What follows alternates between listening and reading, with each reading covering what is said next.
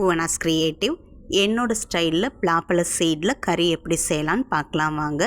அதுக்கு பலாப்பழ சீடை முதல்ல கழுவிட்டு நல்லா காய வச்சுட்டு தோல் நீக்கிட்டு தேவையான ஷேப்பில் நம்ம வெட்டி எடுத்துக்கிறோம்.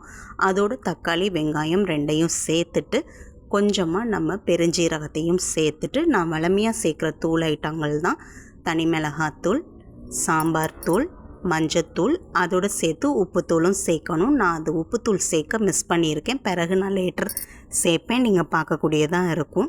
இது எல்லாத்தையும் சேர்த்துட்டு அதுக்கப்புறம் கொஞ்சமாக எண்ணெயும் சேர்த்துட்டு இந்த காய்கறி எல்லாம் முங்குற அளவுக்கு தண்ணி சேர்த்து நம்ம வேக வைக்க போகிறோம். ஓரளவு வெந்ததுக்கப்புறம் நம்ம காயை எடுத்து டேஸ்ட் பண்ணி பார்த்துட்டு வெந்துட்டுன்னு தெரிஞ்சிருந்தால் அதுக்கப்புறம் நம்ம என்ன செய்வோம்னா பால் சேர்க்க போகிறோம். இப்போ தான் நான் உப்பு சேர்க்குறேன்.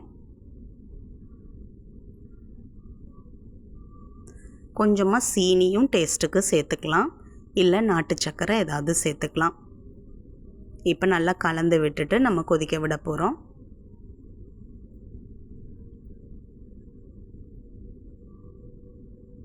இதுக்கப்புறம் நான் சொதி மாதிரி பண்ண போகிறேன், ஏன்னா புட்டுக்கு ஊற்றி சாப்பிட்ற மாதிரி வேணுன்றனால.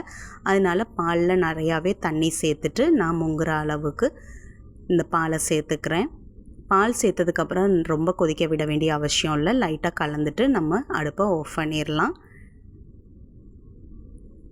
இது நல்ல டேஸ்ட்டாகவும் இருந்ததுங்க, சூப்பராக இருந்தது. நீங்களும் இது மாதிரி ட்ரை பண்ணி பாருங்கள்.